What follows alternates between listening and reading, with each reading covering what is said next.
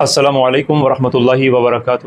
تمام اہلیان اسلام امت رسول اللہ صلی اللہ علیہ وآلہ وسلم کو عید میلاد النبی حضرت محمد مصطفیٰ صلی اللہ علیہ وآلہ وسلم بہت بہت مبارک ہو، اور اللہ تبارک و تعالیٰ آج کے اس بابرکت دن کے صدقے میں تمام مسلمانوں کی حفاظت فرمائے، اور خصوصی طور پر اللہ تبارک و تعالیٰ فلسطین اور غزہ کے مظلوم مسلمانوں کو آزادی نصیب فرمائے، اور ان کی مدد اور نصرت فرمائے، اور مسجد اقصیٰ کو آزادی نصیب فرمائے، اور اللہ تبارک و تعالیٰ تمام مسلمانوں کو ایک دن مسجد اقصیٰ میں نماز ادا کرنے کی سعادت اور توفیق نصیب فرمائے انشاءاللہ۔ تمام برادران اسلام، آپ کی خدمت میں ولی امر مسلمین، ولی فقی، رہبر معظم حضرت سید علی خامنائی حافظ اللہ تعالی کی طرف سے ایک پیغام ہے وحدت امت کے نام سے، جو سوشل میڈیا پہ بھی نشر ہو چکا ہے۔ اس کو اردو میں آپ کو پڑھ کر سنانا چاہ رہا ہوں، تاکہ ہم اپنے اپنی جگہوں پہ اپنے اپنے علاقے میں رہبر کے اس پیغام کو نشر کریں، اور گھر گھر رہبر کا یہ پیغام پہنچائیں، اور امت وحدت کے لیے کام کریں۔ رہبر معظم کا پیغام ہے، رہبر فرماتے ہیں کہ ہم نے خود بھی جمہوری اسلامی ایران میں آج کا جو دن ہے عید میلاد النبی کا، اس کو روز عید قرار دیا ہے اور روز وحدت قرار دیا ہے، اور یہ جو پورا ہفتہ ہے اس کو جشن کا ہفتہ قرار دیا ہے، اور اس کا نام ہفتہ وحدت رکھا ہے۔ اور رہبر معظم فرماتے ہیں کہ یہ ایک بہت اچھا قدم ہے، یعنی تمام امت اسلامیہ کو اس کی پیروی کرنی چاہیے۔ ہر ملک میں، ہر علاقے میں، ہر شہر میں تمام مسلمانوں کو وحدت امت کی خاطر ہفتہ وحدت کو انجام دینا چاہیے، اور اس کو وحدت کے نام پر قائم کرنا چاہیے۔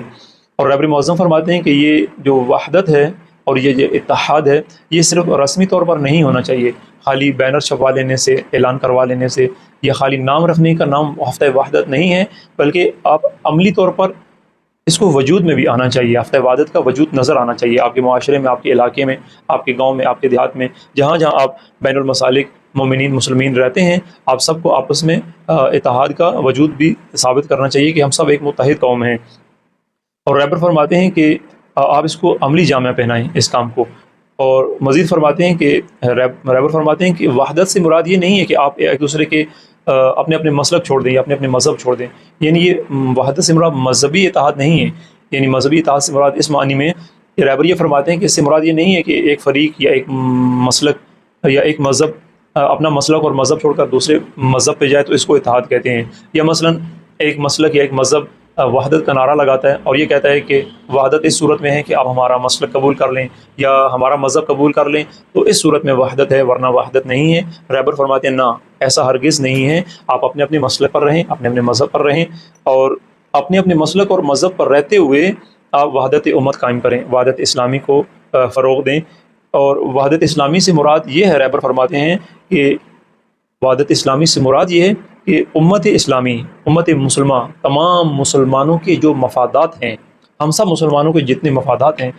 جو بھی امت اسلامیہ کے مفادات ہیں، ان کی حفاظت کے لیے مسلمانوں کا آپس میں متحد ہونا، یہ وحدت ہے۔ آپ کے جو بھی عالمی مفادات ہیں مسلمانوں کے، ان سب کو مد نظر رکھتے ہوئے، اور رہبر فرماتے ہیں کہ سب سے پہلے آپ یہ پہچانیں کہ امت مسلمہ کے، مسلمانوں کے مفادات کہاں کہاں ہیں اور کس کس چیز میں ہیں، آپ کے مفادات کہاں ہیں، کس چیز میں، آپ کو پتہ ہونا چاہیے۔ اور پھر اسی طرح اس سلسلے میں تمام مسلمان قوموں کو، تمام مسلمان ممالک کو بھی وحدت قائم کرنی چاہیے اور آپس میں متحد ہونے پر اتفاق کرنا چاہیے۔ اور رہبر معظم فرماتے ہیں کہ انشاءاللہ تعالیٰ اللہ تبارک و تعالیٰ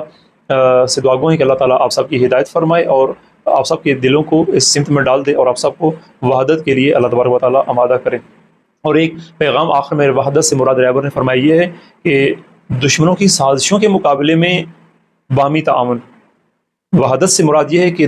جو دشمنان اسلام ہیں، وہ یہود و نصارہ و امریکہ و اسرائیل، وہ شیعہ اور سنی دونوں کے دشمن ہیں۔ رہبر کبیر امام راحل امام خمینی فرماتے تھے کہ آپ اس بات پہ لڑتے ہیں کہ ہاتھ باندھنے چاہیے یا ہاتھ کھولنے چاہیے، جبکہ دشمن آپ کے ہاتھ کاٹنے کے لیے پروگرام کر رہا ہے۔ تو بطور امام جمعہ جامعہ مسجد جعفریہ دھندہ، میں تمام یہاں کے برادران اسلام کو، اپنے اہل سنت برادران کو خصوصی طور پر، اور تمام مومنین کو اور مسلمین کو عمومی طور پر آج کے اس روز کی عید مبارکباد پیش کرتا ہوں، اور یہ دعوت دیتا ہوں کہ ہم سب ایک پلیٹ فارم پر متحد ہو جائیں۔ اور تمام برادران اہل سنت کے علماء سے گزارش ہے کہ آپ اور ہم مل کر وحدت قائم کریں، امت وحدت کے لیے کام کریں، اور آپ بھی اہل بیت کے ماننے والے ہیں، ہم اہل بیت کے پیروکار ہیں، اور ہمارے فقہا اور ہمارے مراجع اور ہمارے ائمہ معصومین نے ہمیں قطعاً کسی کو بھی اجازت نہیں دی اور ہمیں بھی کوئی اجازت خصوصی نہیں ملی ہوئی کہ ہم دوسرے مسالک کی توہین کریں، بلکہ ہمیں یہ حکم ہے کہ ہم تمام علماء تمام مسالک کے مقدسات کا احترام کریں۔ اور یہ عمومی مسلمان ہونے کے لیے بھی یہی چیز ہے کہ مسلمان کو یہ حکم نہیں ہے کہ وہ دوسروں کے مقدسات کو توہین کرے اور ان پہ نفرین کرے اور دیگر اپنے مسلک اور مذہب پر قائم رہیں۔ تمام مسلمان اور وحدت کو قائم کریں۔ تمام علماء سے گزارش کرتا ہوں، دھندا کے علماء اور مومنین سے، مسلمین سے، کہ آپس میں آپ کی رہائشیں ایک ہیں، آپ کا رہنا جینا مرنا ایک ساتھ ہے، آپ نے ایک علاقے میں رہنا ہے، ہمیشہ رہنا ہے، اور آپ کی آپس میں برادریاں ہیں۔ تو شیعہ اور سنی کوئی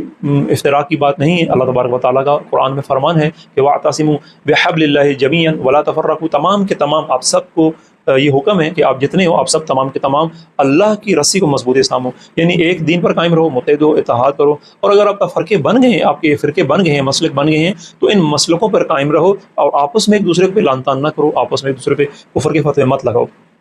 تو میں علماء سے گزارش کرتا ہوں، یہاں جو ہمارے برادران ہیں، جو امام جمعہ ہیں، ان سے بھی اہل سنت کے برادران سے گزارش کرتا ہوں کہ آپ وسیع القلبی کا ثبوت دیں، وسعت قلبی کا مظاہرہ کریں۔ اور ہمارے یہاں الحمدللہ انشاءاللہ وسعت قلبی موجود ہے، اور ہم آپ کے ہاں آئیں، آپ ہمارے ہاں آئیں، آپ ہماری محافل میں، ہماری مجالس میں شرکت کریں انشاءاللہ، ہم آپ کی محافل اور مجالس میں آئیں، اور امت کو یہ پیغام دیں کہ ہم ایک امت ہے اور رسول اللہ کی اور اس کا کلمہ پڑھنے والے ہیں۔ ہم